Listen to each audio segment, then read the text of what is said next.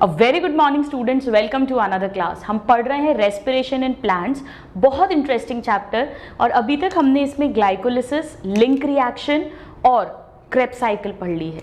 हमने अभी तक क्या समझा? हमने ये समझा कि ग्लाइकोलिसिस में जब one glucose molecule when it will undergo glycolysis, और ये ग्लाइकोलाइसिस कहाँ पर हो रहा था? सेल के साइटोप्लाज्म में। तो वन ग्लूकोज से हमें 2 पायरुविक एसिड मिलते हैं, प्लस हमें डायरेक्टली नेट गेन होता है 2 एटीपी का। 4 एटीपी बनती है पर 2 एटीपी यूज होती है, तो हमें 2 एटीपी डायरेक्टली मिलती है। और साथ में हमें 2 NADH2 के मॉलिक्यूल्स या NADH प्लस H प्लस, आप कुछ भी कहिए, वो भी मिलते हैं। पर इनसे अभी हमें एटीपी नहीं मिली है, ये डायरेक्ट एटीपी है। ये एटीपी इनके अंदर एनर्जी स्टोर्ड है जिससे एटीपी फॉर्म हो सकती है, बट अभी हमें मिली नहीं है। 1 NADH2 से 3 एटीपी मिल सकती है, यानी यहां पर चांस है 6 एटीपी बनने का चांस है, अभी बनी नहीं है। नाउ ये जो 2 पायरुविक एसिड है, now they will undergo link reaction. ये पायरुविक एसिड सीधे माइटोकॉन्ड्रिया के मैट्रिक्स में पहुंचेंगे। सेल के अंदर माइटोकॉन्ड्रिया का मैट्रिक्स, और वहां पहुंचकर 1 पायरुविक एसिड से 1 एसिटाइल कोएंजाइम है, यानी 2 पायरुविक एसिड से 2 एसिटाइल कोएंजाइम A बन जाएगा।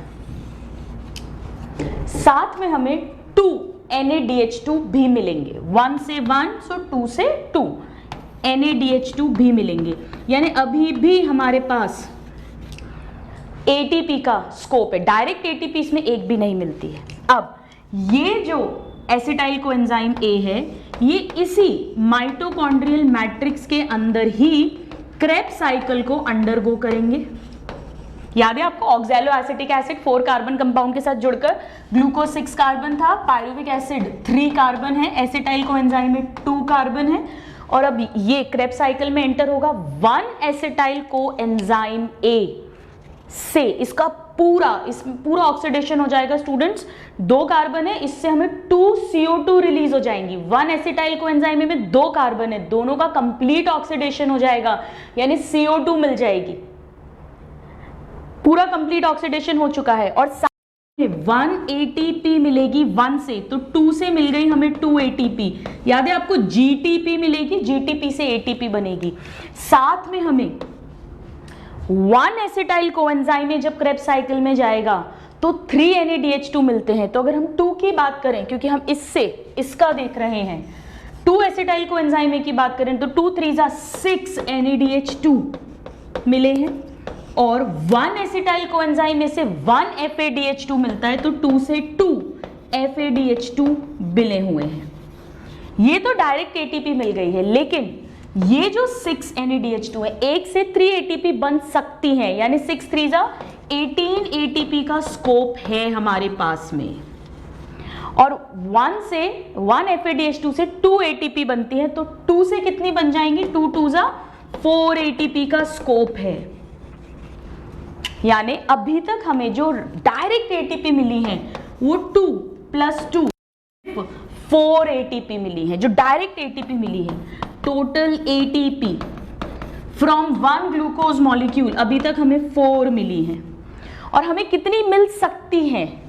6 + 4 10, 10 + 18 28, 28 एंड 6, 28 और 6 हो गया 34। अभी भी हमारे हाथ में है कि हमें कितनी एटीपी मिल सकती हैं अगर ETS, इलेक्ट्रॉन ट्रांसपोर्ट सिस्टम, जो अभी हम पढ़ेंगे, एन ऑक्सीडेटिव फॉस्फोरिलेशन, यानी जो फाइनल स्टेप है, अगर वो हुआ NADH2 का, FADH2 का, तो हमें कितनी एटीपी अभी भी मिल सकती हैं? हमें मिल सकती हैं 6 18 24, 4 28 एंड 6 28 एंड 6 34 एटीपी। आप देखिए, अभी तक सिर्फ 4 एटीपी मिली है, सिर्फ 4 एटीपी, और अभी तक कहीं पर भी ऑक्सीजन का यूज नहीं हुआ। हालांकि क्रेब्स साइकिल को चलने के लिए ऑक्सीजन रिक्वायर्ड होती है, ऑक्सीजन के एनवायरनमेंट में ही क्रेब्स साइकिल रन करती है, लेकिन ऑक्सीजन का डायरेक्ट यूज अभी तक कहीं नहीं हुआ है। CO2 तो रिलीज हुई है, लेकिन एक तो ऑक्सीजन का कहीं भी यूज नहीं, और हम इसे एरोबिक रेस्पिरेशन कह रहे हैं। जो हम सांस ले रहे हैं, इनहेलेशन, ब्रीदिंग कर रहे हैं, वो ऑक्सीजन सेल के अंदर एरोबिक रेस्पिरेशन के थ्रू हमें बहुत सारी एनर्जी ATP देती है, ये हमने पढ़ा है। लेकिन अभी तक तो कहीं ऑक्सीजन यूज ही नहीं हुई है। तो पहला तो एक ये दिमाग में आना चाहिए कि मैम आप कह तो एरोबिक रेस्पिरेशन रहे हो, लेकिन ऑक्सीजन तो यूज ही नहीं करी है। दूसरा दिमाग में क्या आना चाहिए कि अभी तक सिर्फ 4 ही ATP मिली है, 2 तो एनारोबिक में ही मिल जाती है, यहाँ तो सिर्फ 4 मिली हैं। तो हमें ये 34 ATP भी तो चाहिए, तब जाकर 38 ATP हमें मिलेगी, बहुत सारी एनर्जी मिलेगी। तो ये जो ATP है, जो NADH2 या FADH2 के अंदर स्टोर्ड है, ये एनर्जी, इससे ATP अगर हमें बनानी है, वहां काम आएगा जो हम आज फाइनल स्टेप पढ़ेंगे, and that is electron transport system and oxidative phosphorylation.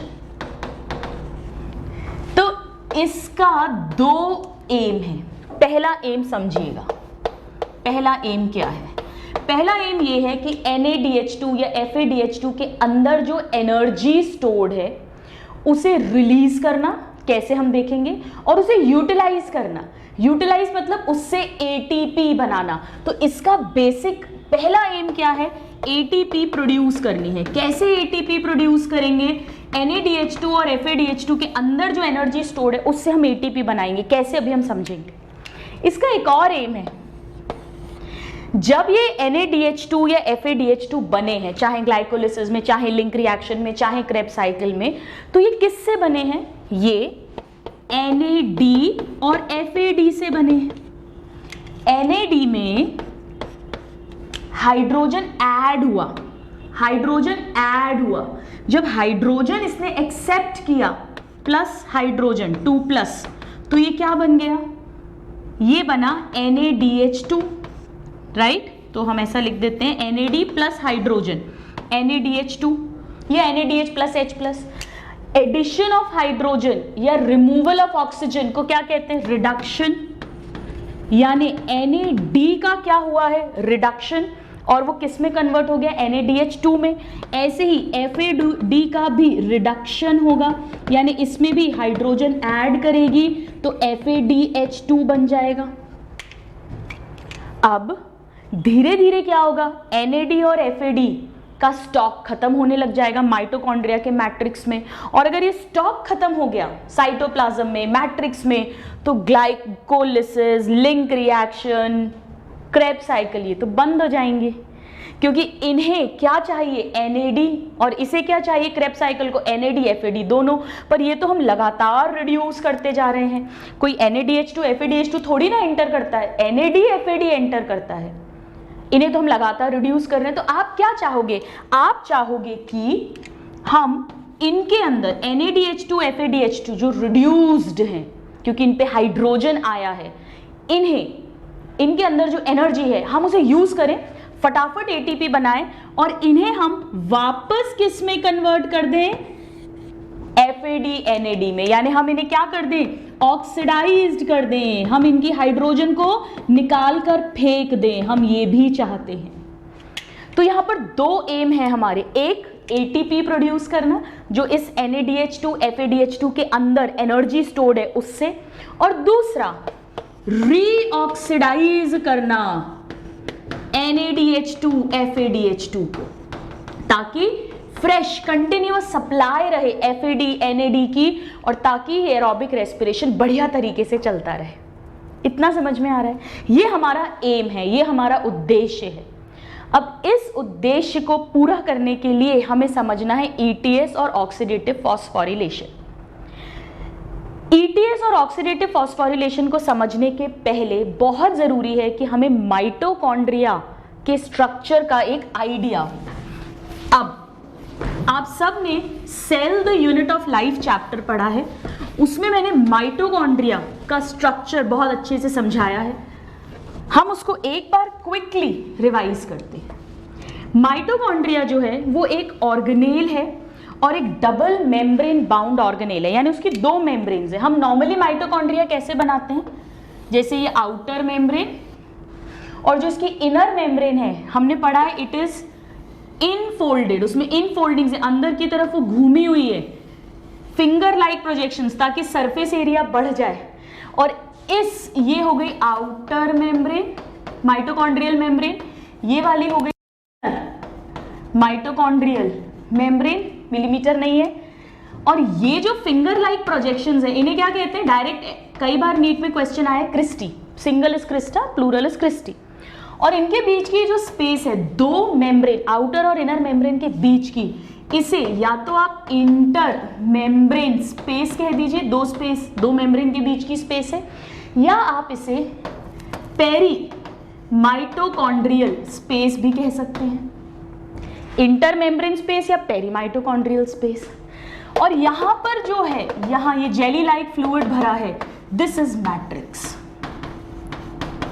और ये साइटोप्लाज्म में पड़ा हुआ है, साइटोप्लाज्म में पायरुविक एसिड बना, वो यहाँ मैट्रिक्स में गया, मैट्रिक्स में क्रेब्स साइकिल चल रही है, क्रेब्स साइकिल में डायरेक्ट एटीपी भी मिल रही है, 2 एसिटाइल कोएंजाइम में से 2 एटीपी, लेकिन साथ में बहुत सारे NADH2 और FADH2 भी लगातार इस मैट्रिक्स में प्रोड्यूस हो रहे हैं। हमें इन्हें रीऑक्सीडाइज करना है और हमें इनसे एटीपी बनानी है। ये जो स्ट्रक्चर अभी हमने देखा बड़ा सिंपल सा, हमने आउटर मेम्ब्रेन के लिए एक पतली सी लाइन खींच दी, इनर मेम्ब्रेन के लिए एक पतली सी लाइन खींच दी। एक्चुअली हर मेम्ब्रेन हमारी प्लाज्मा मेम्ब्रेन की तरह होती है, यानी डबल लेयर फॉस्फोलिपिड और इंट्रिंसिक प्रोटीन, एक्सट्रिंसिक प्रोटीन, हर मेम्ब्रेन, यानी आउटर मेम्ब्रेन भी वैसी होगी, इनर मेम्ब्रेन भी वैसी होगी। तो सपोज करिए कि मैं यहाँ पर एक क्रिस्टी बना देती हूँ, सपोज करिए कि मैं इतने पोर्शन को डिटेल में देखूँ तो क्या दिखेगा। ये जो आउटर मेम्ब्रेन है, ऐसी पतली सी मेम्ब्रेन नहीं है, ये एक्चुअली कैसी है देखना समझना, ऐसी है, डबल लेयर है फॉस्फोलिपिड की इस तरह से, और इसके बीच बीच में कुछ इंट्रिंसिक प्रोटीन्स होंगे, कुछ हाफ एम्बेडेड होंगे, कुछ फुल एम्बेडेड होंगे, यहाँ पे सब जगह फॉस्फोलिपिड्स होंगे, कुछ इसमें एक्सट्रिंसिक प्रोटीन्स होंगे। ये आउटर मेम्ब्रेन है, this is the outer mitochondrial membrane. फिर बीच में स्पेस है, ये स्पेस है, और फिर इनर मेम्ब्रेन भी ऐसी होगी, कैसी होगी, मुझे क्रिस्टी के साथ बनाना है, ऐसा देखिए, ये और ये ऐसी है, ये स्पेस है, this is perimitochondrial space. Students ये बहुत जरूरी है समझना, वरना आप आगे की स्टोरी को समझ ही नहीं पाओगे, मजे ही नहीं आएंगे क्लास में। ये पूरी इनर मेम्ब्रेन है एक्चुअली, सेम वैसे ही देखिए, इसमें भी ये फॉस्फोलिपिड की बाइलेयर होगी,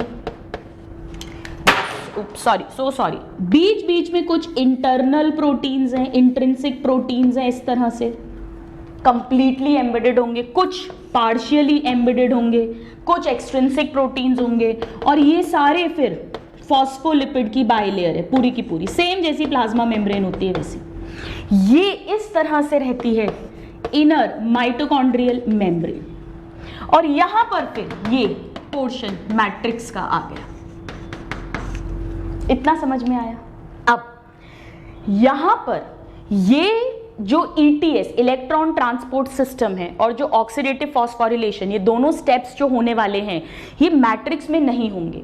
मैट्रिक्स में जो NADH2 FADH2 है उन्हें हमें ऑक्सीडाइज करना है, फिर से उनसे हाइड्रोजन हटानी है और उनकी एनर्जी को ATP में कन्वर्ट करना है, पर ये सब कुछ इनर माइटोकॉन्ड्रियल मेम्ब्रेन में होता है। और उसके लिए इनर माइटोकॉन्ड्रियल मेम्ब्रेन जो है वहां पर बहुत सारे ऐसे ही प्रोटीन्स हैं, ये इंट्रिंसिक प्रोटीन्स हैं, इन्हीं का एक सिस्टम बनेगा जिसे हम इलेक्ट्रॉन ट्रांसपोर्ट सिस्टम कहेंगे। तो इलेक्ट्रॉन ट्रांसपोर्ट सिस्टम में क्या आते हैं, एक्चुअली बहुत सारे इनर माइटोकॉन्ड्रियल मेम्ब्रेन के इंट्रिंसिक प्रोटीन्स ही आते हैं, उन्हें ही मिलाकर, सब प्रोटीन्स हैं, उन्हें मिलाकर हम ETS इलेक्ट्रॉन ट्रांसपोर्ट सिस्टम कहते थे। इलेक्ट्रॉन ट्रांसपोर्ट क्यों कह रहे हैं वो भी समझेंगे, क्योंकि अभी तक ग्लाइकोलिसिस में, क्रेब्स साइकिल में, लिंक रिएक्शन में कहीं भी इलेक्ट्रॉन का नामो निशान नहीं आया है, तो अचानक इलेक्ट्रॉन कहां से टपक रहा है वो अभी आज अपन समझेंगे। प्लस यहां पर एक चीज और हमने पढ़ी है, ऑक्सीजोम्स।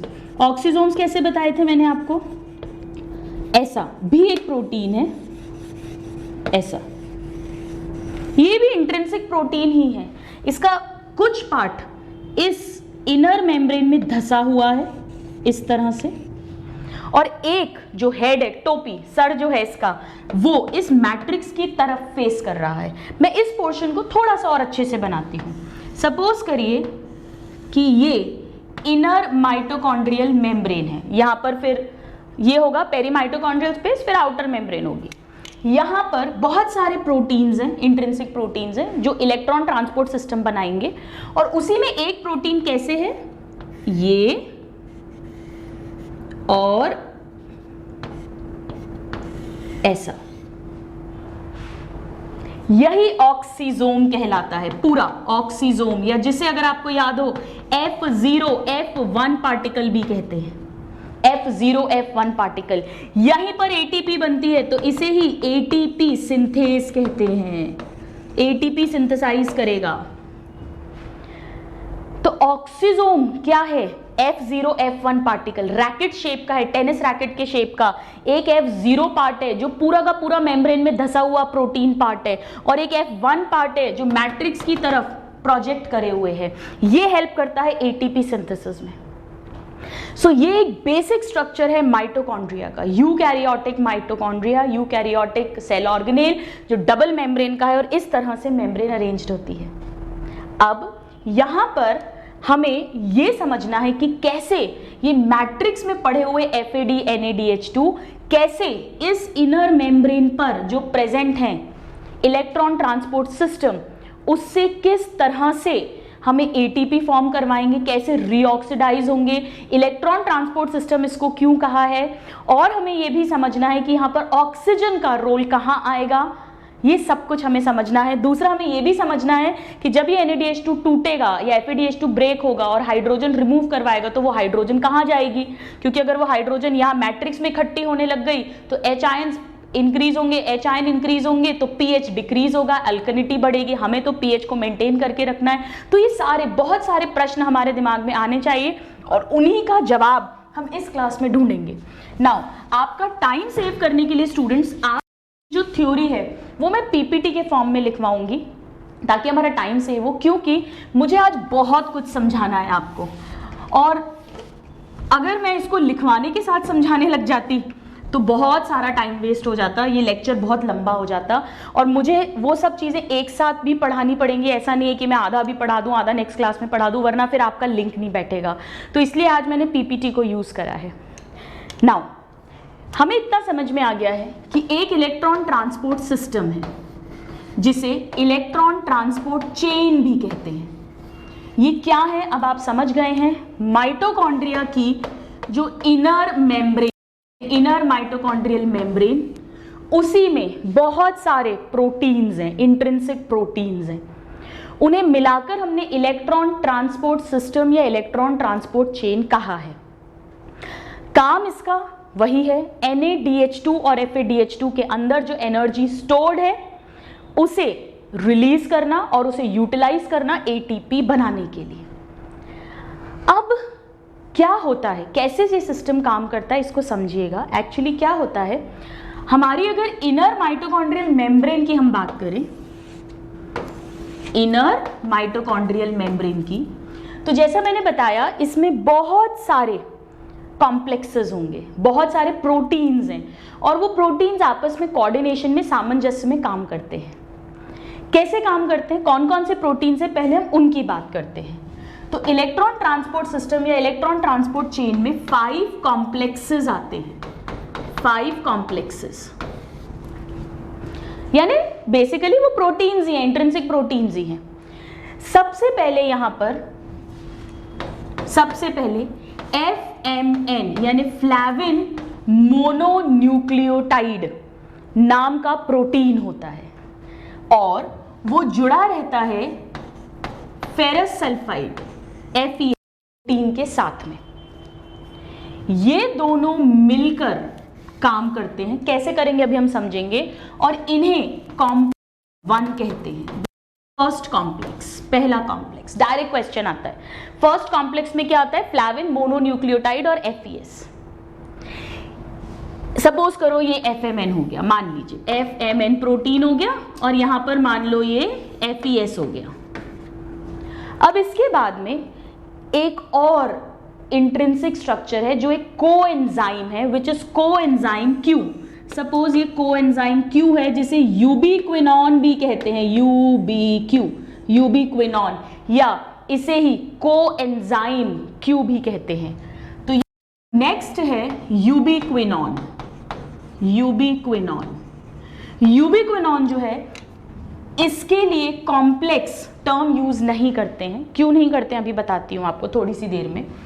इसके बाद में यहां पर बहुत सारे साइटोक्रोम्स होते हैं। साइटोक्रोम क्या है? साइटोक्रोम स्टूडेंट्स, साइटोक्रोम्स जो हैं ये बेसिकली आयरन कंटेनिंग प्रोटीन्स हैं। वही इंट्रिंसिक प्रोटीन्स ही हैं, इनर मेम्ब्रेन के प्रोटीन्स ही हैं, और इनमें आयरन रहता है। और इनकी एक बड़ी खासियत रहती है कि इनमें जो आयरन है ना वो फिक्स्ड नहीं है कि Fe3+ स्टेज में ही है या Fe2+ स्टेज में ही है। Fe3+ और Fe2+ के बीच में घूमता रहता है। अगर इसे इलेक्ट्रॉन्स मिल गए तो ये Fe2+ बना लेगा, और अगर इसमें से इलेक्ट्रॉन्स माइनस हो गए तो ये Fe3+ बना लेगा। ऑक्सीजन का एडिशन या हाइड्रोजन का रिमूवल या इलेक्ट्रॉन का रिमूवल कहलाता है ऑक्सीडेशन, और ऑक्सीजन का रिमूवल, हाइड्रोजन का एडिशन या इलेक्ट्रॉन का एडिशन कहलाता है रिडक्शन।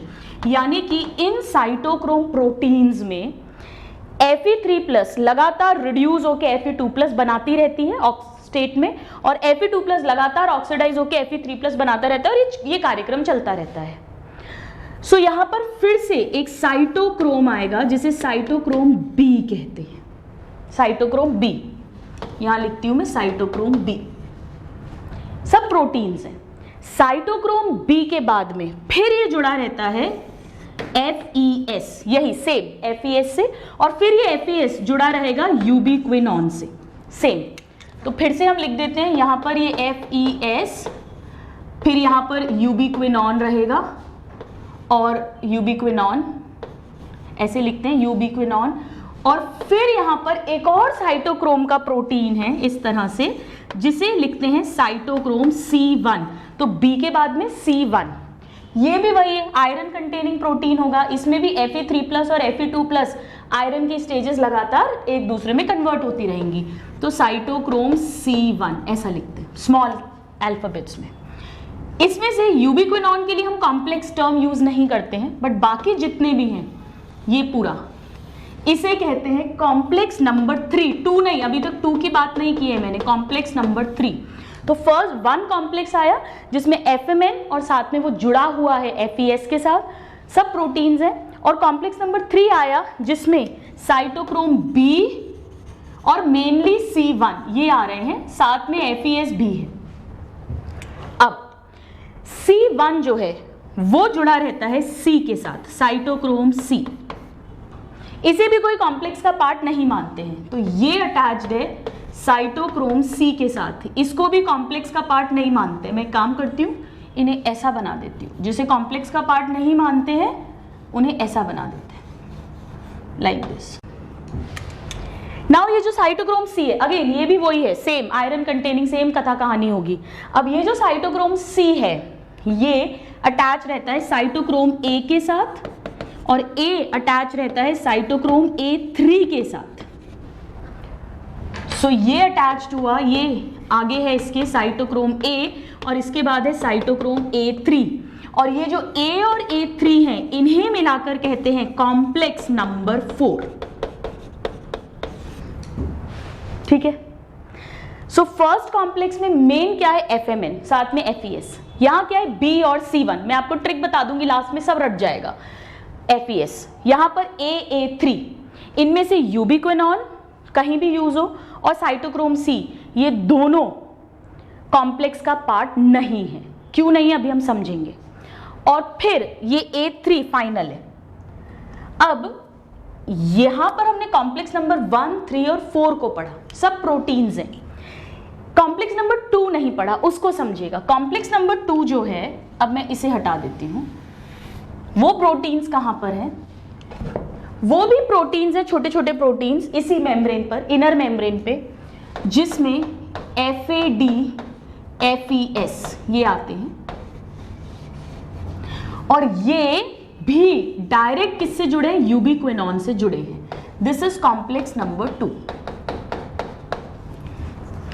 इस कॉम्प्लेक्स के साथ, इन कंपाउंड्स के साथ एक एंजाइम जुड़ा हुआ है जिसका नाम है NADH डिहाइड्रोजिनेज। आपको नाम से ही समझ में आ रहा होगा स्टूडेंट्स, ये NADH में से 2 हाइड्रोजन को रिमूव करेगा, उसे ऑक्सीडाइज करेगा, यही तो हम चाहते हैं। अब ये कॉम्प्लेक्स नंबर 1 से अटैच्ड है, और यहां पर आप FADH2 को डिहाइड्रोजिनेट करना चाहते हो तो यहां कौन सा होगा, FADH या FADH2 डिहाइड्रोजिनेज। इसका एक और नाम होता है स्टूडेंट्स, सक्सिनेट डिहाइड्रोजिनेज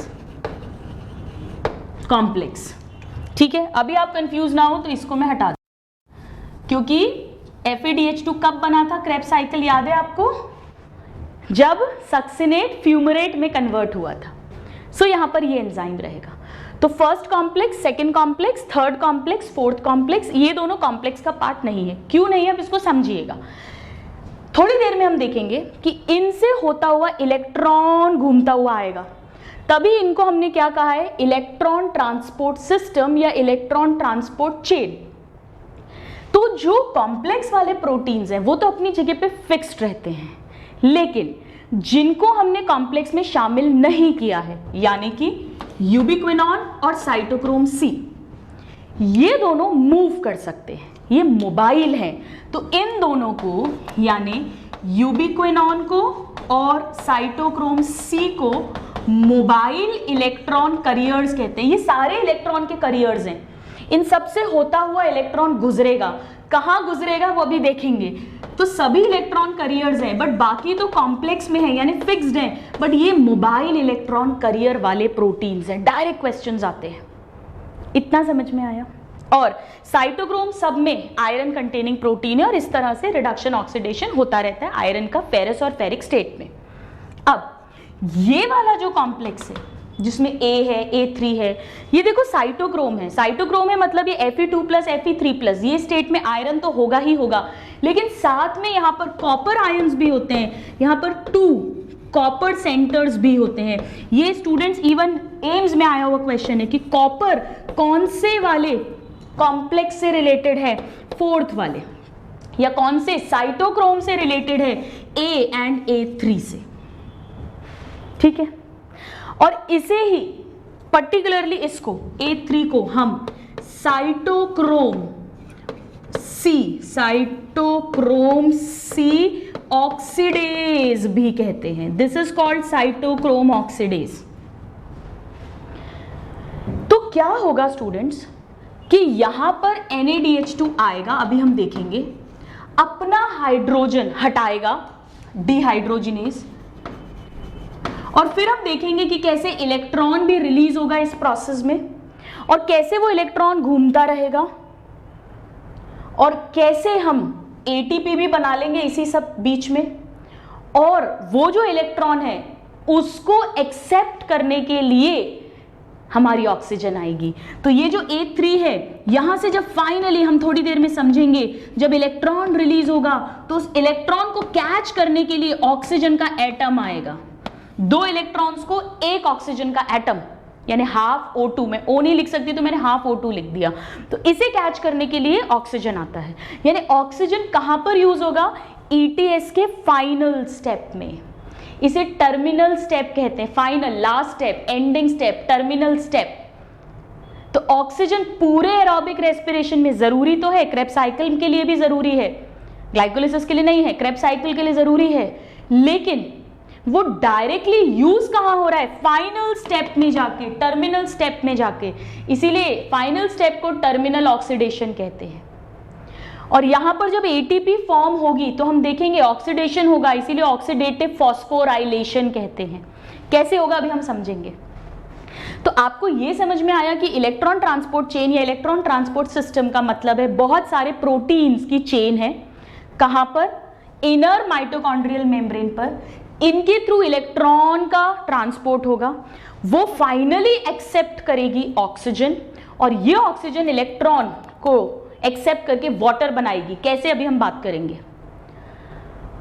और इसी बीच में ATP भी फॉर्म हो जाएगी। कैसे, वो भी बात करेंगे। और इसी बीच में NAD FADH2 ऑक्सीडाइज भी हो जाएंगे ताकि NAD FAD मिल जाए, ताकि वो फिर से क्रेब्स साइकिल में घूमते रहें, उसको कंटिन्यू करते रहें। ये सब कुछ हो जाएगा।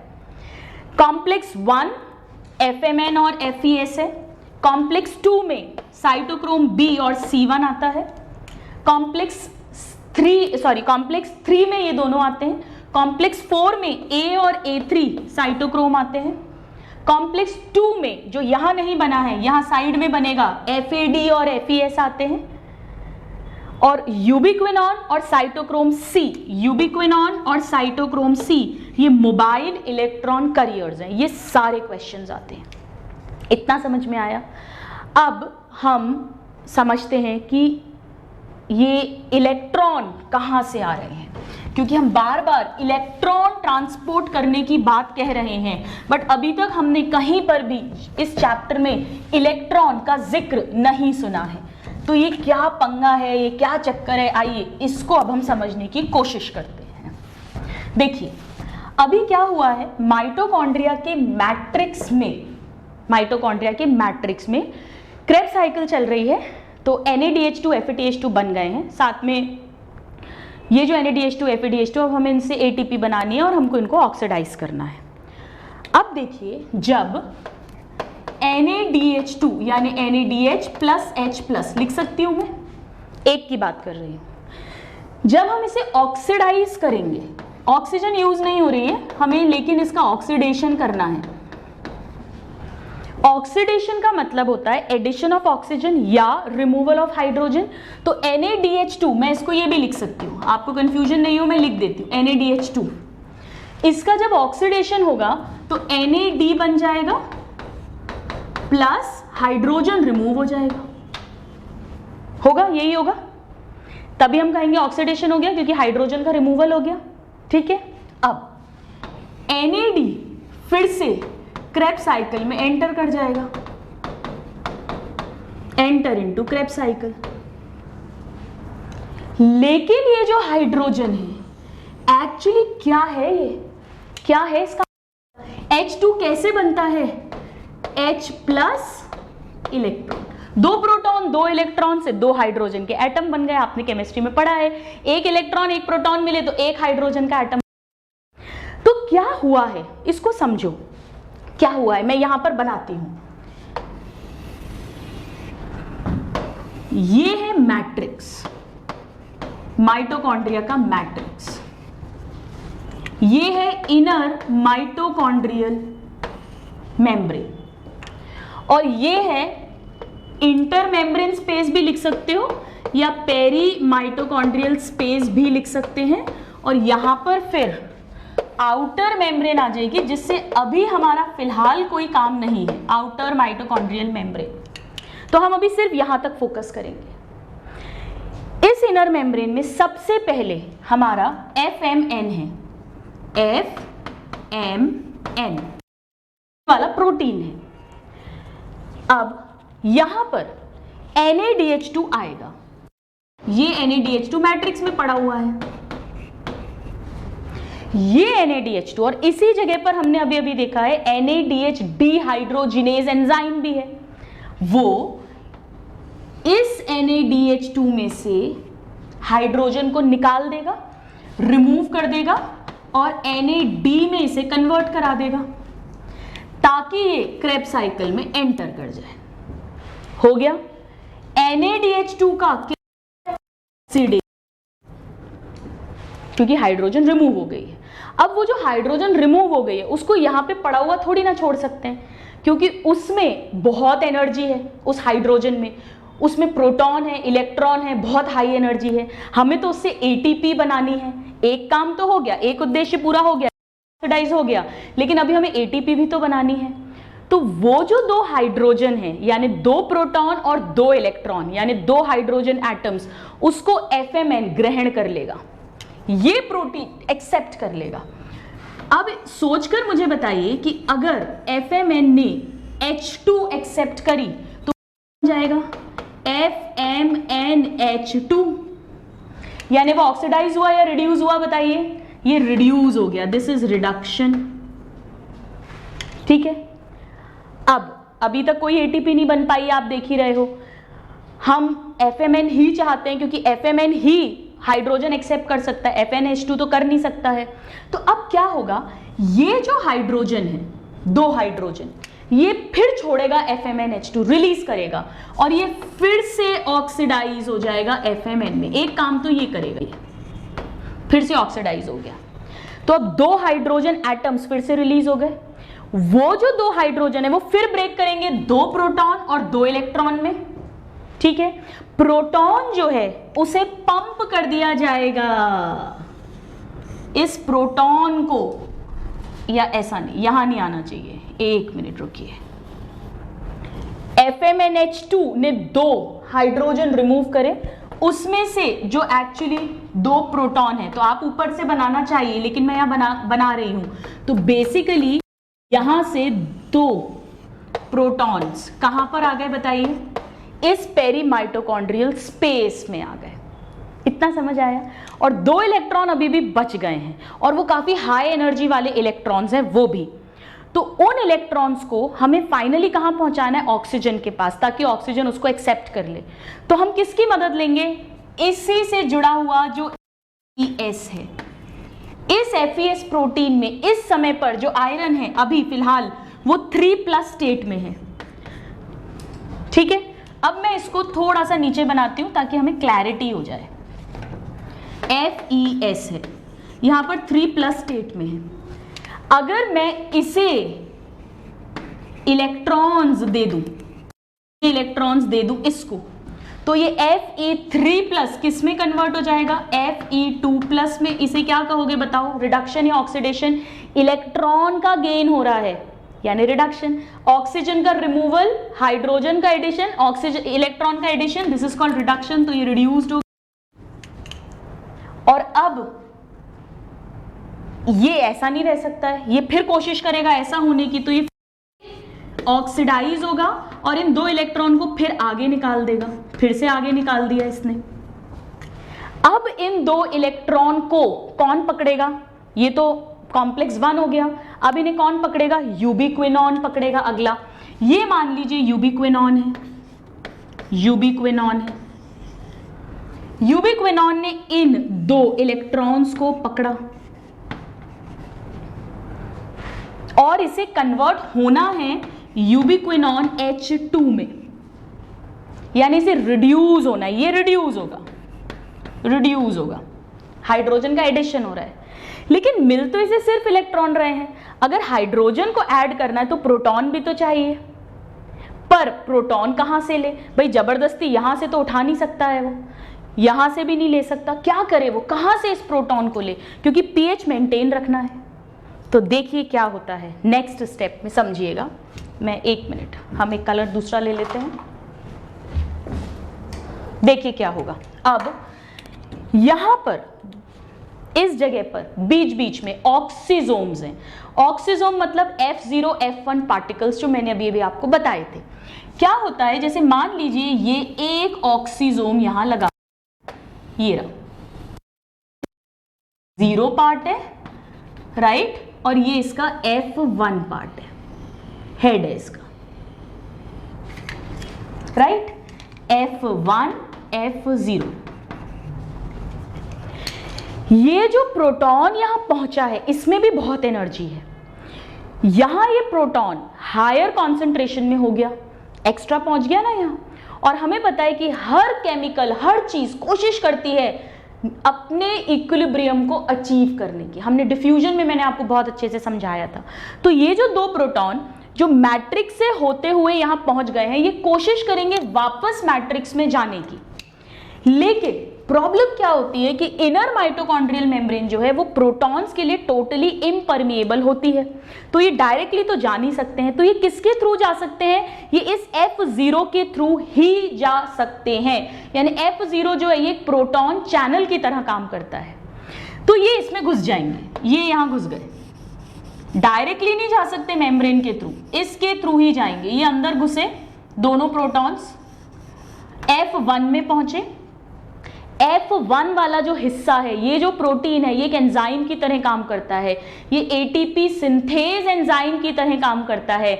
यानी कि मैट्रिक्स में जो ADP है प्लस इनऑर्गेनिक फॉस्फेट है PI, उसको ताकत रखता है ये F1 ATP में कन्वर्ट करने की। लेकिन उसके लिए उसे एनर्जी चाहिए, तभी वो ADP और फॉस्फेट के बीच में बॉन्ड बना पाएगा। वो एनर्जी कौन दे देता है? प्रोटॉन। प्रोटॉन बोलता है भाई तुम मुझे यहां से जाने का रास्ता दो, मैं तुमको अपनी ATP दे दूंगा, थोड़ी सी, पूरी नहीं दे रहा है अभी, पर मैं तुमको अपनी एनर्जी दे दूंगा, तुम उससे ATP बना लेना, कोई प्रॉब्लम नहीं है, और तुम मुझे सेफ पैसेज दे दो। ये लो जी, ये मिल गया सेफ पैसेज, ये वापस मैट्रिक्स में आ गए और ऑक्सीजोम ने 1 ATP बना ली। ये देखिए, ये बन गई 1 ATP, लेकिन एक NADH2 से 3 ATP बनती है, अभी 1 ही बनी है। इस प्रोटॉन ने, ये बहुत तेज है, इसने सब कुछ नहीं दिया, पूरा माल नहीं दिया, थोड़ा माल दे दिया और यहां आ गया।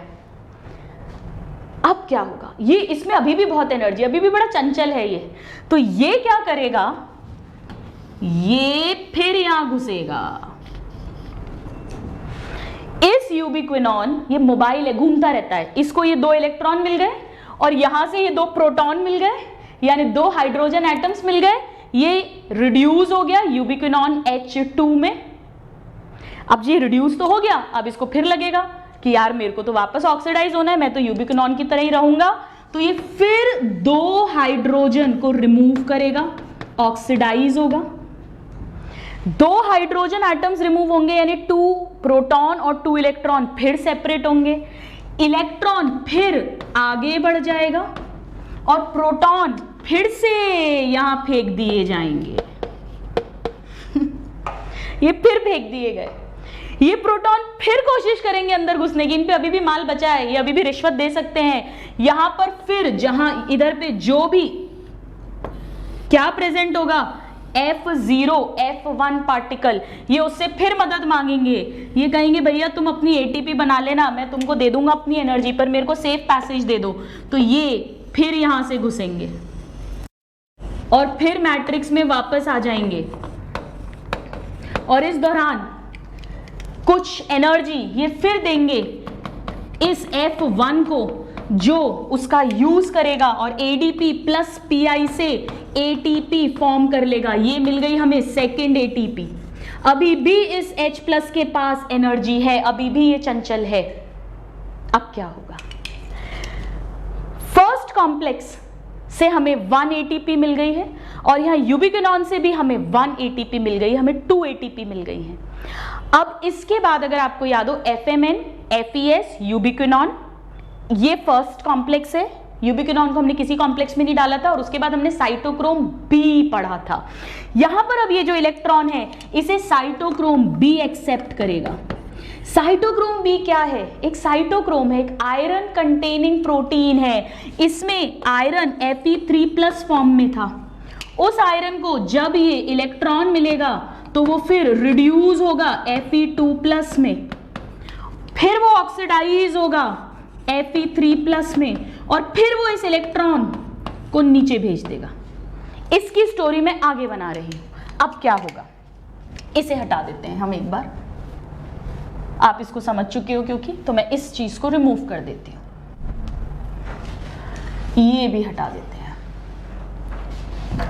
ये इलेक्ट्रॉन, अब यहां कोई प्रोटॉन नहीं है, देखो प्रोटॉन तो एक यहां आया था, उससे एक ATP बना ली, एक यहां ऐड हुआ था, उससे एक ATP बना ली। अभी कोई प्रोटॉन नहीं, अभी तो इलेक्ट्रॉन चल रहे हैं और जो ट्रांसपोर्ट होते जा रहे हैं।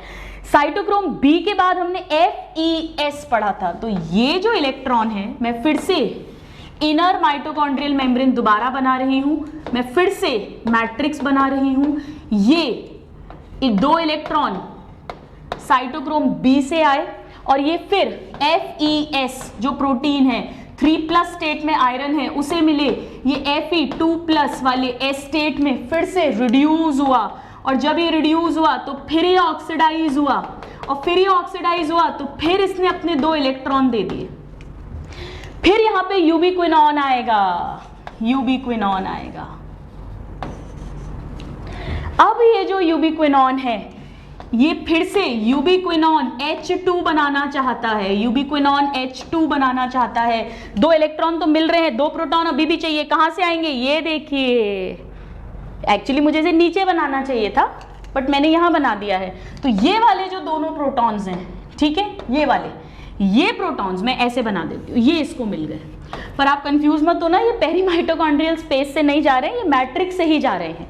और ये फिर से रिड्यूस हो गया, लेकिन इसको फिर ऑक्सीडाइज होने का दिल करा, ये फिर ऑक्सीडाइज हो गया। अब जब ये ऑक्सीडाइज हुआ तो फिर हाइड्रोजन रिमूव हुआ, सेम कहानी। हाइड्रोजन रिमूव हुआ तो 2 इलेक्ट्रॉन अलग हो गए जो नीचे जाएंगे, और 2 प्रोटॉन्स फिर कहां आ जाएंगे स्टूडेंट्स? इस पेरी माइटोकॉन्ड्रियल स्पेस में। ये फिर कोशिश करेंगे कहां से घुसने की? यहां पर जो ऑक्सीजोम है, थोड़ा सा इसे लंबा बना देते हैं, यहां पर जो ऑक्सीजोम है, F0 F1 पार्टिकल है, वहां घुसने की कोशिश फिर होगी दोबारा से। ये घुसे, फिर से ये 2 प्रोटॉन घुसे, मैट्रिक्स में आ गए, इन्होंने फिर अपनी एनर्जी दे दी बची हुई उस जिससे बॉन्ड बना, और बॉन्ड बना ADP PI के बीच, और हमें एक और ATP मिल गई। पहला ATP मिला था यहां FMN के बाद, सेकेंड ATP मिला यूबिक्विनॉन के बाद, थर्ड ATP भी मिला यूबिक्विनॉन के बाद। 3 ATP जब ये दे देता है, कौन? NADH2 से जो हाइड्रोजन निकला है, उसमें से जो प्रोटॉन निकला है वही घूम रहा है, देखिए वो अब एग्जॉस्ट हो जाता है। रिश्वत दे दे के सारा पैसा खत्म हो जाता है, उसका पूरा पैसा खल्लास। अब उस पर कोई एनर्जी नहीं बचती, अब ये एग्जॉस्टेड है, एग्जॉस्टेड। और जब रिश्वत नहीं है तो अब ये वापस यहां भी नहीं फेंका जाएगा, पंप नहीं किया जाएगा ना, ये यहां से यहां आएगा क्योंकि इस पे अब पैसे नहीं है, कुछ ये ऐसा कुछ भी नहीं होने वाला। ये यहां पे ट्रैप हो गया है, यहां पर ये ट्रैप हो गया है। अभी अगर ये ट्रैप होता रहा तो क्या होगा?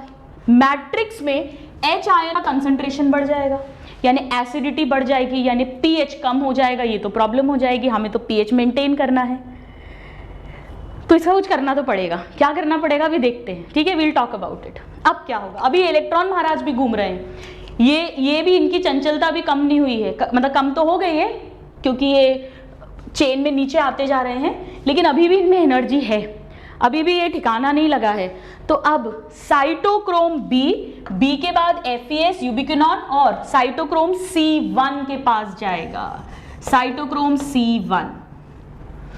ये साइटोक्रोम C1 मतलब वही अगेन Fe3+ है, ये Fe2+ में रिड्यूस होगा, फिर ये वापस Fe3+ में ऑक्सीडाइज होगा, फिर ये 2 इलेक्ट्रॉन बाहर निकाल देगा।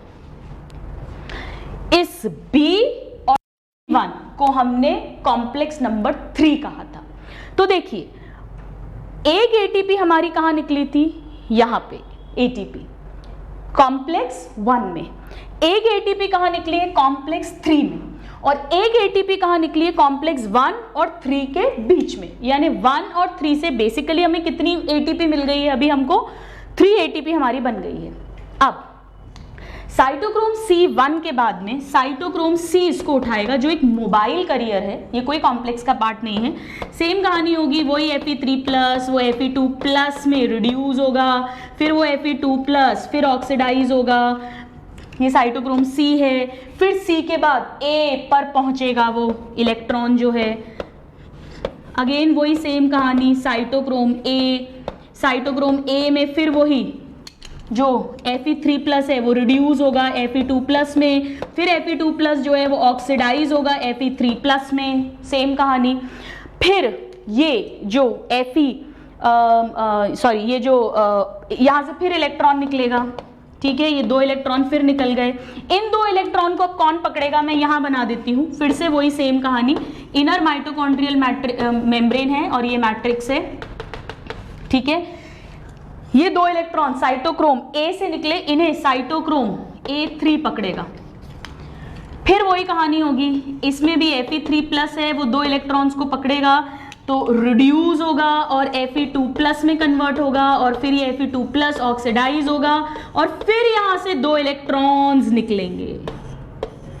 अब इन 2 इलेक्ट्रॉन्स को पकड़ने के लिए जो हम इनहेलेशन करते हैं, हम जो ऑक्सीजन रिच एयर ब्रीथ करते हैं, वो ऑक्सीजन ब्लड से होती हुई जो हमने ब्रीदिंग में पढ़ा है टिश्यू में जाती है, टिश्यू में मतलब सेल में जाती है, वो यहाँ मैट्रिक्स में ऑक्सीजन आती है।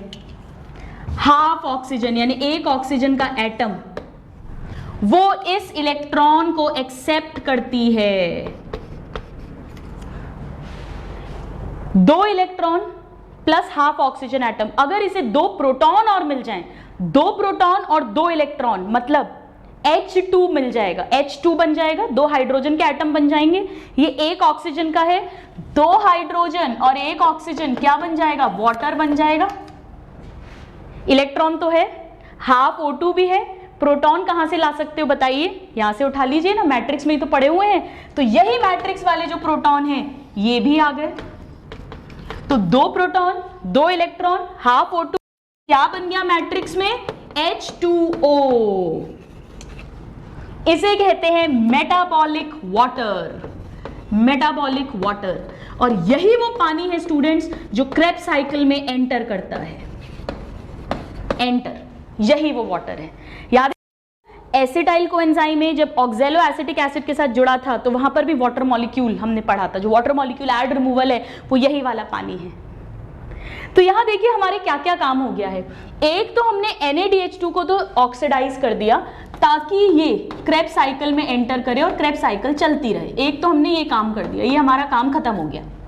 दूसरा हमने क्या किया, इसमें से जो H2 निकली थी वो जब टूटी 2 इलेक्ट्रॉन 2 प्रोटॉन से, तो इलेक्ट्रॉन को तो हमने चेन में चलाया और चेन में चला के हमने फाइनली उसे ऑक्सीजन को एक्सेप्ट करवा दिया। जो प्रोटॉन था उस प्रोटॉन का हमने यूज किया और उस प्रोटॉन से हमने 1, उस प्रोटॉन से हमने 2, उस प्रोटॉन से हमने 3 ATP भी बना ली। और जब वो प्रोटॉन बेचारा बिल्कुल खलास हो गया, खत्म हो गया एनर्जी उसकी, तो उस प्रोटॉन को भी हमने यूज कर लिया। देखिए बिल्कुल वही वाली बात है कि जो मिशन मंगल का डायलॉग है ना कि भारतीय नारी अगर रात का खाना सुबह बच जाए तो उसमें तड़का लगाकर नाश्ता दे देती है, तो वैसे ये जो प्रोटॉन बचा है जो अब ATP तो नहीं बना सकता, उससे भी हमने वाटर, मेटाबॉलिक वाटर का मॉलिक्यूल बना लिया। कितना बढ़िया, ये NaDH2 ऑक्सीडाइज भी हो गया, इसकी हाइड्रोजन से प्रोटॉन और जो इलेक्ट्रॉन है उसका भी हमने इस्तेमाल कर लिया, हमने उससे ATP भी बना ली, हमने उससे मेटाबॉलिक वाटर भी बना लिया। और ये देखिए फाइनल स्टेप में ऑक्सीजन का यूज हो गया। This is the terminal final step जहां एक्चुअली ऑक्सीजन यूज होती है। तो अगर कोई आपसे पूछे कि हाइड्रोजन का फाइनल एक्सेप्टर कौन है, ऑक्सीजन। इलेक्ट्रॉन का फाइनल एक्सेप्टर कौन है, ऑक्सीजन। इसीलिए ऑक्सीजन इज वाइटल। अगर ऑक्सीजन नहीं हुई और ये साइकिल चली तो धीरे धीरे इलेक्ट्रॉन का नंबर भी बढ़ेगा और हाइड्रोजन आयंस का नंबर बढ़ेगा, प्रोटॉन्स का नंबर बढ़ेगा, एसिडिटी बढ़ेगी, pH कम होगा and it will be all disbalance. So oxygen is vital, necessary, must, required for this aerobic respiration. Final step में ऑक्सीजन डायरेक्टली यूज होती है जहां वो इलेक्ट्रॉन और प्रोटॉन का फाइनल एक्सेप्टर बनती है और मेटाबॉलिक वाटर बनाती है। यहां पर जो कॉम्प्लेक्सेस इन्वॉल्व हैं वो कॉम्प्लेक्स नंबर 1 है FMN, साथ में FES। कॉम्प्लेक्स नंबर 3 है B एंड C1, साथ में FES। और कॉम्प्लेक्स नंबर 4 है यानी A और A3। कॉम्प्लेक्स नंबर 2 की अभी तक बात नहीं आई है। तो हमने यहां देखा कि 1 NaDH2 से हमें, जब हमने इसका ऑक्सीडेशन किया तो हमें 3 ATP मिल गई, साथ में मेटाबॉलिक वाटर भी मिला है, उसकी बात मैं अभी लिख नहीं रही हूं। तो हमें 1 NaDH2 से 3 ATP मिल गई जैसा हमने पढ़ा था। और अब इसको देखिए, ये कैसी इलेक्ट्रॉन ट्रांसपोर्ट चेन, कैसे तरह का रिएक्शन हो रहा है यहां पर। देखिए ऑक्सीडेशन रिडक्शन, ठीक है, मैं इसको उल्टा भी लिख सकती थी, reduction oxidation, reduction oxidation, reduction oxidation, reduction oxidation, reduction oxidation, reduction oxidation, reduction oxidation, reduction oxidation, यानी रेडॉक्स रिएक्शन है। It is a type of, direct question आता है, रेडॉक्स रिएक्शन। और इस रेडॉक्स रिएक्शन की एनर्जी को ही हमने यूज करा है ATP बनाने के लिए, इसी रेडॉक्स एनर्जी को। फोटोसिंथेसिस में लाइट एनर्जी को यूज करते हैं, रेस्पिरेशन में रेडॉक्स एनर्जी को यूज कर रहे हैं हम। ये जो सारे इलेक्ट्रॉन ट्रांसपोर्ट चेन या इलेक्ट्रॉन ट्रांसपोर्ट सिस्टम के प्रोटीन्स हैं जो अपने redox potential, increasing redox potential के अकॉर्डिंग अरेंज्ड हैं, उसी कारण से हम एटीपी बना पाए, हम वाटर मॉलिक्यूल बना पाए, हम ये सब कुछ कर पाए हैं। So this is electron transport chain, electron transport system का बेसिक फंडामेंटल। यहां पर कॉम्प्लेक्स 2 की अभी तक हमने बात नहीं करी है। कॉम्प्लेक्स 2 जो है वो कहां होता है, ये मैट्रिक्स की बात है। कॉम्प्लेक्स 2 यहां कहीं होता है, इस जगह पर, और क्या होता है कि वो जो FADNH2 है वो जब ऑक्सीडाइज होगा FAD में, साथ में एक हाइड्रोजन रिमूव होगा, H2 रिमूव होगा, वो जो H2 है उसे ये यूबिक्विनॉन डायरेक्टली एक्सेप्ट कर लेता है। तो यहां पर एंटर होती है FADH2 की कहानी, यहां से शुरू होती है। NADH2 की कहानी यहां से शुरू। आपसे पूछे कि FADH2 से कितने ATP बनेंगे, उसके बाद की कहानी बिल्कुल सेम है। FADH2 अपना एक हाइड्रोजन रिमूव करेगा, उस हाइड्रोजन को यूबिक्विनॉन एक्सेप्ट करेगा, वो यूबिक्विनॉन H2 बनाएगा, फिर वो ऑक्सीडाइज होगा। जब ऑक्सीडाइज होगा तो अपना H2 रिमूव करेगा, H2 प्रोटॉन इलेक्ट्रॉन में ट्रांसफर होगा, कन्वर्ट होगा, प्रोटॉन को फिर से पेरी माइटोकॉन्ड्रियल स्पेस में फेंक दिया जाएगा, जो इस F0F1 पार्टिकल के थ्रू ATP बनाएंगे, साथ में इलेक्ट्रॉन आगे ट्रांसफर होगा और बाकी सेम कहानी चलेगी। तो FADH2 इस इलेक्ट्रॉन ट्रांसपोर्ट चेन में कहां एंटर कर रहा है, यहां एंटर कर रहा है। यहां पर कॉम्प्लेक्स 2 है क्योंकि यहां पर FAD डिहाइड्रोजिनेज एंजाइम है, FADH2 डिहाइड्रोजिनेज एंजाइम, यहां पर कॉम्प्लेक्स 2 है। तो कितनी ATP बनेंगी FADH2 का जब ऑक्सीडेशन होगा, बताइए? 2। एक ये देखिए नेक्स्ट स्टेप में, और एक ये वाली तो बनेगी नहीं ना जो FMN से बन रही थी। तभी हम क्या लिखते हैं कि 1 FADH2 का अगर ऑक्सीडेशन होता है तो 2 ATP ही मिलती है। क्यों, उसको हमने समझ लिया, क्योंकि वो यहां पर एंटर करता है यूबिक्विनॉन में, जिसे कोएंजाइम Q भी बोलते हैं, यहां एंटर करता है। कॉम्प्लेक्स 1 से उसका लेना देना नहीं है। तो NADH2 हो चाहे FADH2 हो, एनर्जी कॉम्प्लेक्स 1, 3, 4 में बन रही है, लेकिन दोनों ही केस में फाइनल इलेक्ट्रॉन का एक्सेप्टर ऑक्सीजन है, दोनों ही केस में फाइनल प्रोटॉन का एक्सेप्टर भी ऑक्सीजन है। मेटाबॉलिक वाटर दोनों के केस में बन रहा है, लेकिन NADH2 से 3 ATP बनती है और FADH2 से 2 ATP बनती है। दोनों ही केस में NADH2 और FADH2 ऑक्सीडाइज हो जाएंगे ताकि NAD FAD बने, वो री एंटर कर जाएंगे क्रेब्स साइकिल में। यहां पर ये जो ऑक्सीजोम्स हैं या F0F1 पार्टिकल्स हैं, इन्हें स्टूडेंट्स कॉम्प्लेक्स 5 कहते हैं। तो अब कॉम्प्लेक्स 5 हो गए। फर्स्ट कॉम्प्लेक्स में FMN साथ में FES, सेकेंड कॉम्प्लेक्स में ये FAD और FES, थर्ड कॉम्प्लेक्स में B और C1 साथ में FES, फोर्थ कॉम्प्लेक्स में A और A3, और फिफ्थ कॉम्प्लेक्स किसको बोलते हैं, यही जो F0F1 पार्टिकल्स हैं, ऑक्सीजोम्स हैं, इन्हें फिफ्थ कॉम्प्लेक्स बोलते हैं, क्योंकि ये भी इनर माइटोकॉन्ड्रियल मेम्ब्रेन का प्रोटीन ही तो है आखिर। So this is all about electron transport chain. और इसमें अगर आप ध्यान से देखें तो यहां पर जो ATP बन रही है वो क्यों बन रही है, ATP ADP से ATP बन रही है, यानी फॉस्फोराइलेशन हो रहा है, फॉस्फेट ऐड हो रहा है। हर जगह पर ADP का फॉस्फोराइलेशन होगा, फॉस्फेट ऐड होगा, तभी ATP बनेगी। इसे हम ऑक्सीडेटिव फॉस्फोराइलेशन कहते हैं, क्योंकि इसके लिए एनर्जी कहां से आ रही है, इसी चेन के कारण आ रही है, इस रेडॉक्स रिएक्शन के कारण आ रही है, इसीलिए इसे ऑक्सीडेटिव फॉस्फोराइलेशन कहते हैं। यहां पर एक और बहुत इंटरेस्टिंग बात है कि ये जो स्टेप है जहां प्रोटॉन पहुंच रहे हैं मैट्रिक्स के अंदर और ATP फॉर्म हो रही है, ये जो फाइनल स्टेप है जिसे ऑक्सीडेटिव फॉस्फोराइलेशन कह रहे हैं, ये तो इलेक्ट्रॉन ट्रांसपोर्ट चेन है। इसी के थ्रू ही, इसी प्रोसेस में ही जो ATP बन रही है, ऑक्सीडेटिव फॉस्फोराइलेशन जो हो रहा है, इसकी थ्योरी को कहते हैं स्टूडेंट्स कपलिंग थ्योरी या केमी ऑस्मोटिक थ्योरी। केमी ऑस्मोटिक थ्योरी, क्या मतलब है इसका? इसका सिंपल सा मतलब है FMN, यूबिक्विनॉन, ये सब क्या है? ये प्रोटॉन पंप हैं। इन्होंने प्रोटॉन्स को पंप कर दिया। कहां पर? इस पेरीमाइटोकॉन्ड्रियल स्पेस के अंदर, जिस कारण से यहां प्रोटॉन कम हो गए मैट्रिक्स में और इस स्पेस में प्रोटॉन ज्यादा हो गए। यहां कम हो गए, यहां ज्यादा हो गए, यानी कि एक प्रोटॉन का ग्रेडियंट फॉर्म हो गया, पीएच का ग्रेडियंट फॉर्म हो गया, ये भी बोल सकते हो, क्योंकि प्रोटॉन H आयंस ही पीएच डिसाइड करते हैं। यहां प्रोटॉन ज्यादा है तो यहां एसिडिटी ज्यादा होगी, पीएच कम होगा। यहां प्रोटॉन कम है यानी कि एसिडिटी कम होगी और पीएच ज्यादा होगा।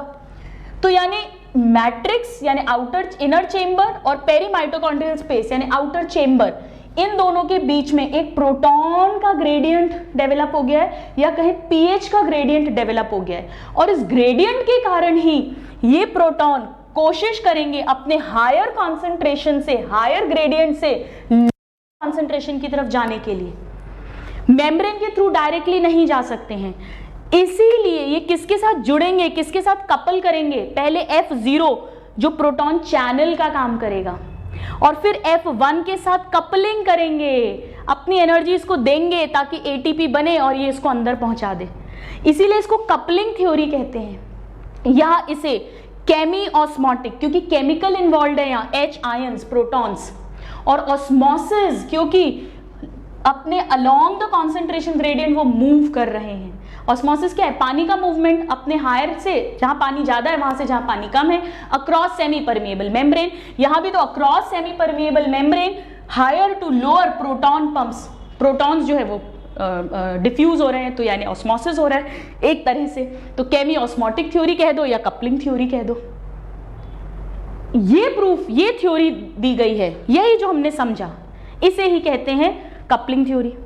यहां पर प्रोटॉन्स का ग्रेडियंट डेवलप हो रहा है, या कह दें कि पीएच का ग्रेडियंट डेवलप हो रहा है, और उसके कारण से ये यहां से मैट्रिक्स में आना चाहते हैं और वो अपनी एनर्जी फिर इस ADP को देंगे ताकि वो फॉस्फेट के साथ बॉन्ड बनाए और ATP बन जाए। This is a gist of this.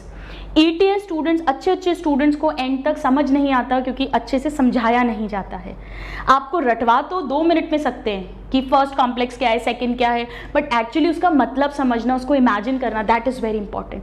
अब आप इसको एक बार नोट कर लो और फिर हम जो NCERT की लाइंस हैं उसको डिस्कस करेंगे, इसकी थ्योरी को। Please note this.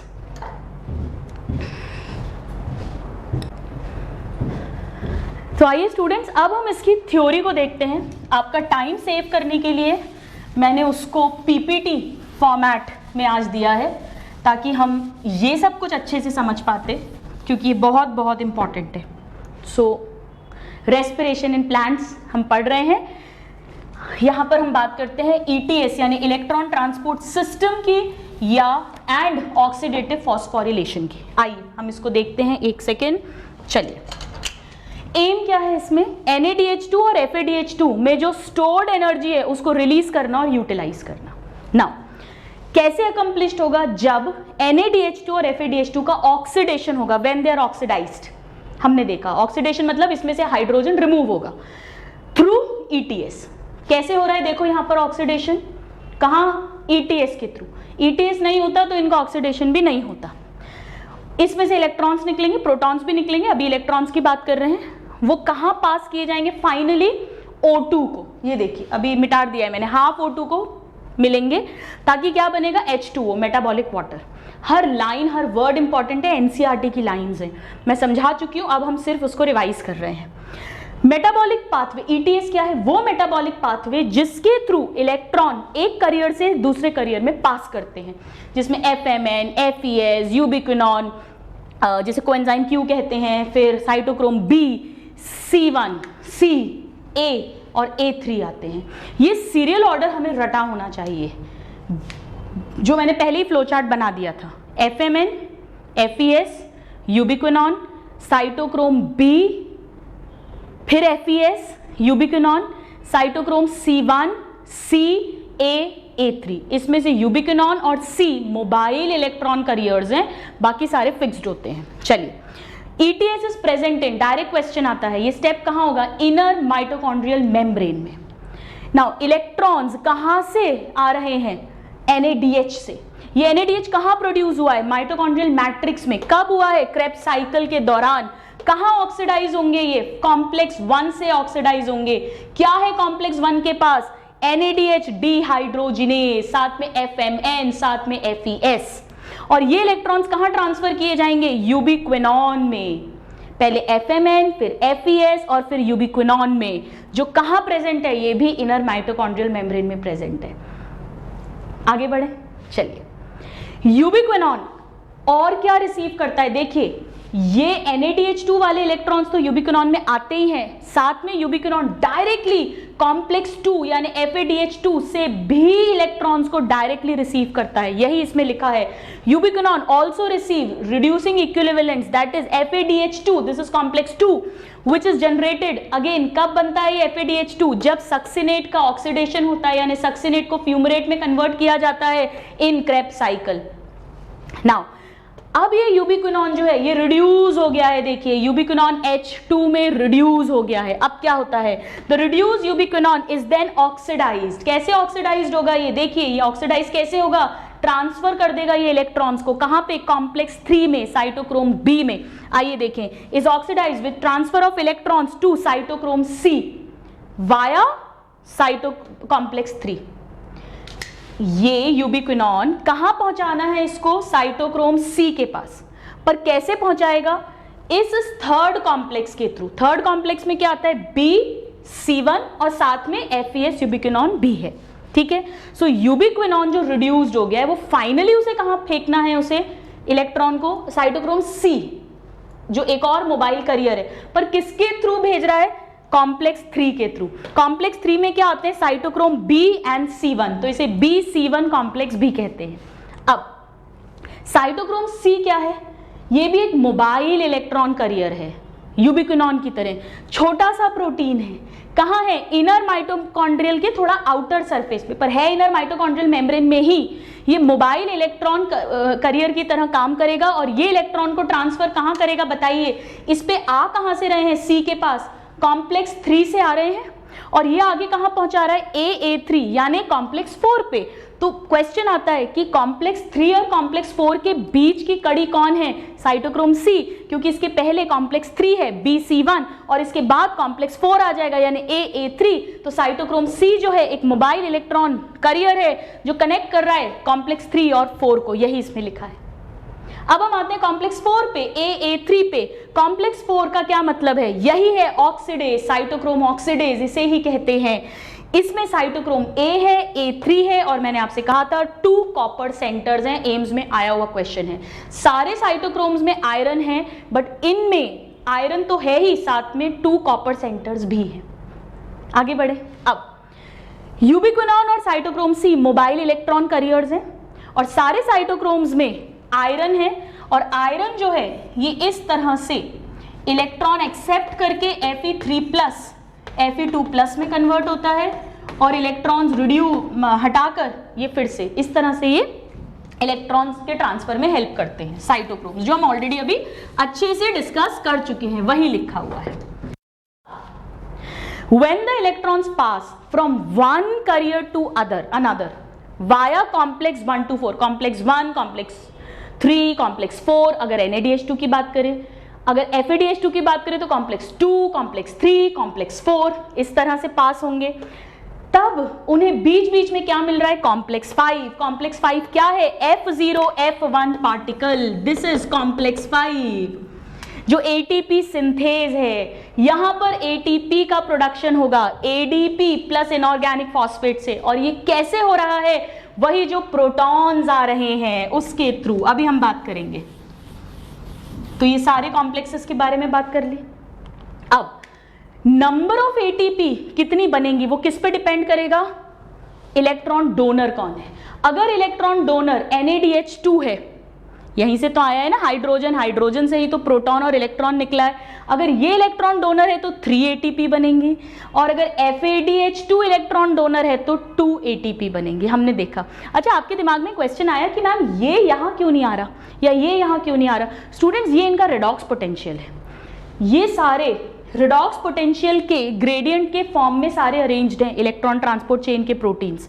तो FADH2 का जो रिडॉक्स पोटेंशियल है वो इसी लेवल का है, इसीलिए वो यहीं पर रिडक्शन ऑक्सीडेशन करवा सकता है। NADH2 का इस लेवल का है, इसीलिए वो यहां पर आता है। ये आपकी नॉलेज के लिए। सो NCERT की लाइन है, नंबर ऑफ ATP जो बनेगी वो किस पे डिपेंड करेंगी कि इलेक्ट्रॉन डोनर कौन है। अगर NADH या NADH2 है तो 3 ATP बनेगी, FADH2 है तो 2 ATP बनेगी। नाउ ऑल्दो एरोबिक रेस्पिरेशन जो है वो ऑक्सीजन की प्रेजेंस में ही काम करता है। क्रेब्स साइकिल में भी डायरेक्टली ऑक्सीजन यूज नहीं हो रही थी कहीं भी, ऑक्सीजन डायरेक्टली सिर्फ आखिरी स्टेप में यूज हो रही है जब A3 में से इलेक्ट्रॉन निकल रहा है, लास्ट वाले कॉम्प्लेक्स 4 से। लेकिन क्रेब्स साइकिल के लिए भी ऑक्सीजन जरूर चाहिए, पर ऑक्सीजन का रोल कहां पर है, last stage, terminal stage of this process में। फिर भी ऑक्सीजन बहुत बहुत जरूरी है। हम ऐसा नहीं बोल सकते कि यार ऑक्सीजन आखिरी में ही तो लग रही है तो नहीं भी हुई तो काम चल जाएगा, नहीं चलेगा। आपका भले ही ATP बन रही हैं, डायरेक्ट ATP भी बन गई 4 ग्लाइकोलिसिस और क्रेब्स साइकिल से, NADH2 FADH2 से भी आपने सारी ATP बना ली, 38 ATP बन गई, फिर भी वो पेशेंट, वो इंसान मर जाएगा अगर ऑक्सीजन नहीं हुई। ऑक्सीजन बहुत बहुत क्या वाइटल है, वाइटल का मतलब नेसेसरी है, मस्ट है, उसके बिना काम ही नहीं चलेगा। क्यों? क्योंकि ये जो प्रोटॉन्स हैं इन्हें कौन रिमूव कर रहा है finally? Oxygen. Because in this whole process it removes hydrogen from the system. यही फाइनल प्रोटॉन एक्सेप्टर है और इलेक्ट्रॉन एक्सेप्टर भी है। अगर प्रोटॉन्स को नहीं रिमूव करेगी, अगर हाइड्रोजन ऑक्सीजन के साथ मिलकर वाटर नहीं बनाएगा, तो ये प्रोटॉन्स ATP तो बनवा रहे हैं लेकिन ये pH की डिसबैलेंसिंग कर देंगे। So very very important, oxygen भले ही आखिरी स्टेप में यूज हो रही है लेकिन फिर भी मस्ट है, जरूरी है, इसके बिना काम नहीं चलेगा। Final hydrogen acceptor, final electron acceptor oxygen ही होता है। नाउ इन रेस्पिरेशन कहां से एनर्जी आ रही है? रिडॉक्स, ऑक्सीडेशन रिडक्शन की जो एनर्जी है उसके कारण से क्या बन रहा है, एक प्रोटॉन ग्रेडियंट डेवलप हो रहा है। ये देखिए, ये ऑक्सीडेशन रिडक्शन जो हो रहा है इसी से तो ये प्रोटॉन यहाँ ये FMN जब FMNH2 बना, रिड्यूस हुआ, फिर FMNH2 ऑक्सीडाइज हुआ, तभी तो ये प्रोटॉन निकला है। जब ये यहाँ निकला है तभी तो फिर ये वापस इसमें F0F1 में घुसेगा, कॉम्प्लेक्स 5 में घुसेगा और तभी तो ATP बनेगी।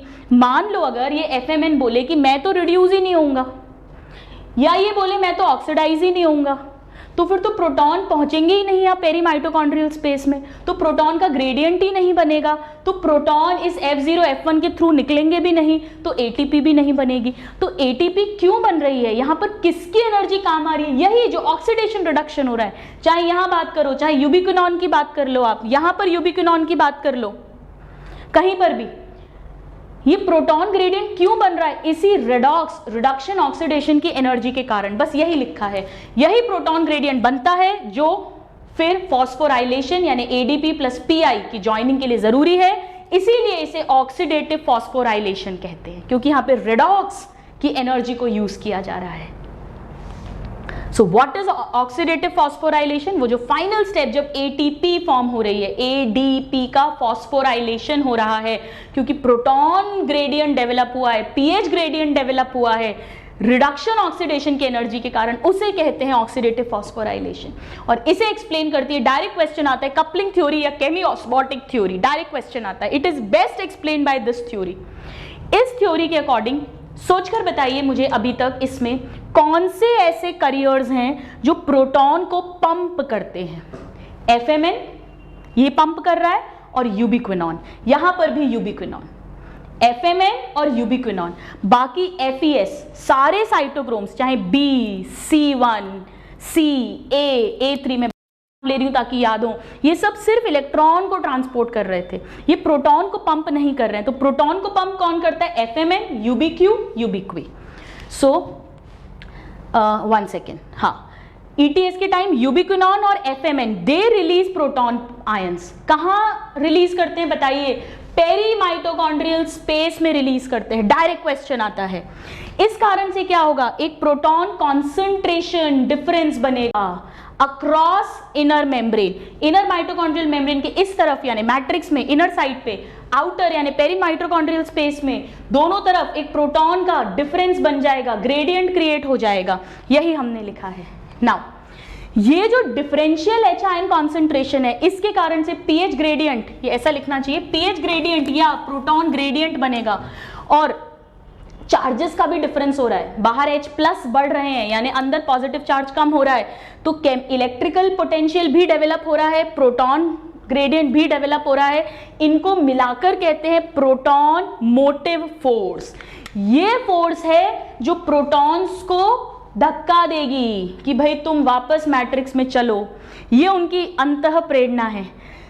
क्यों प्रोटॉन्स यहाँ आना चाहते हैं? क्योंकि यहाँ कम हो गए हैं, यहाँ ज्यादा हो गए हैं, एक कॉन्सेंट्रेशन ग्रेडियंट बन गया है, पीएच ग्रेडियंट, प्रोटॉन ग्रेडियंट, यही प्रोटॉन के मूवमेंट के लिए फोर्स है और इसीलिए प्रोटॉन अब कॉम्प्लेक्स 5 के थ्रू ट्रैवल करेगा, अपनी एनर्जी देगा एटीपी बनाने के लिए और खुद अंदर आ जाएगा। ये जो प्रोटॉन मोटिव फोर्स है, ये इस H आयंस को पेरी माइटोकॉन्ड्रियल स्पेस में नहीं टिकने देगी और इसीलिए वो मैट्रिक्स में वापस आएंगे F0 के थ्रू।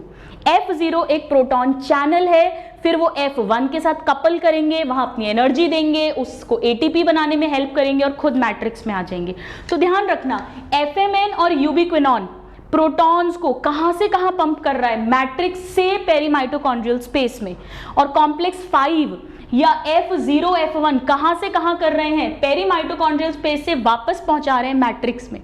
इसमें से F0 सिर्फ एक चैनल, एक टनल, एक गुफा की तरह काम कर रहा है जिससे प्रोटॉन पास हो रहा है, सिर्फ पास हो रहा है, प्रोटॉन चैनल है, पंप नहीं है, चैनल है, higher to lower concentration channel है।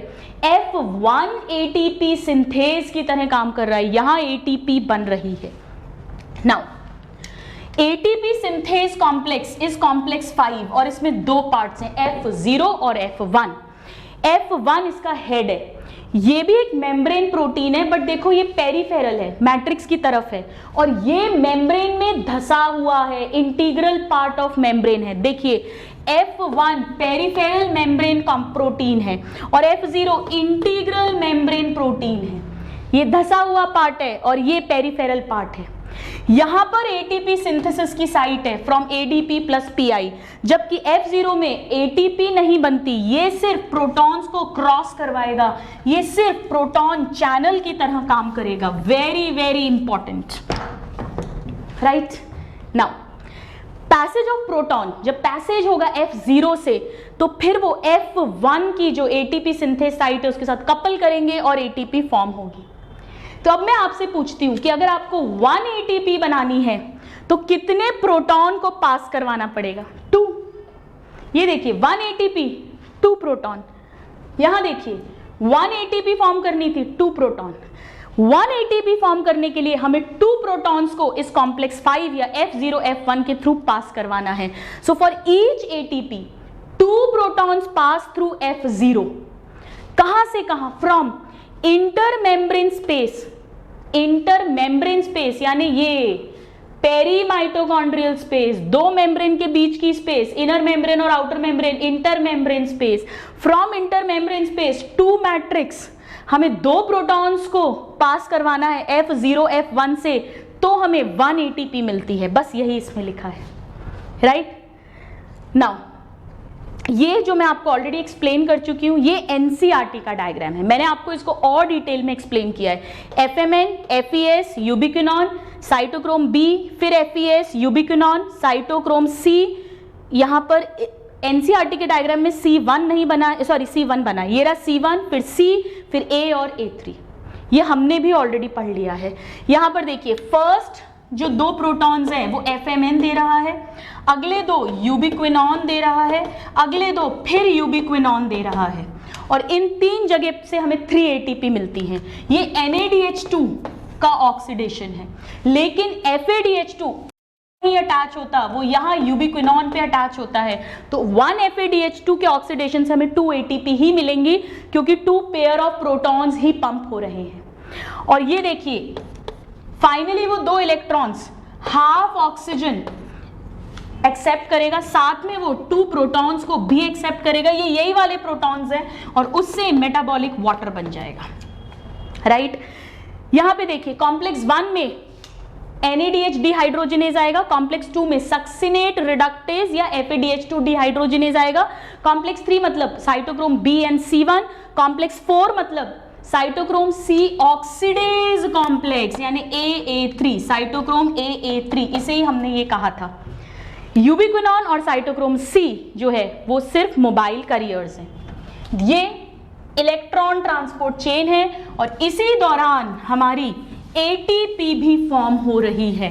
ATP कैसे फॉर्म हो रही है वो भी मैंने आपको अच्छे से एक्सप्लेन कर दिया है। ये NCERT का डायग्राम है अलग से, कैसा बना हुआ है ये देखिए। ये इनर माइटोकॉन्ड्रियल मेम्ब्रेन है, ये 2 प्रोटॉन्स हैं इस पेरी माइटोकॉन्ड्रियल स्पेस में या इंटर मेम्ब्रेन स्पेस में, ये F0 है, ये F1 है, दिस इज F1।